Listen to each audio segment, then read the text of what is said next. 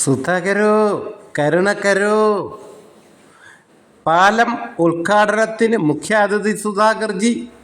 എന്തു വേണോ പറയൂ സുധാകർജി. കഴിഞ്ഞ 5 വർഷം കൊണ്ട് ആ ഭാഗത്തേക്ക് സംസ്ഥാന കമ്മിറ്റിയിൽ നിന്ന് ബ്രാഞ്ചിലോട്ട് തരം താഴ്ത്തി ഒരു ബ്രാഞ്ച് യോഗത്തിന് വിളിക്കുകയാട്ടെ, ഏതെങ്കിലും ഒരു പരിപാടിക്ക് അറിയിക്കുകയാട്ടെ, കഞ്ചാവ് ഓളികളെ എല്ലാം കൊണ്ട് അങ്ങനെ തെറി വിളിപ്പിച്ച് ആക്ഷേപിച്ച് അവമാനിച്ചിട്ട് ഇപ്പം മെമ്പർഷിപ്പ് പുതുക്കാത്തത് കൊണ്ട് ഇനി പാർട്ടി വിടുന്നത് കേട്ടപ്പോൾ ഇപ്പം എല്ലാവരും പിടുക്ക് വിറയ്ക്കുന്നു.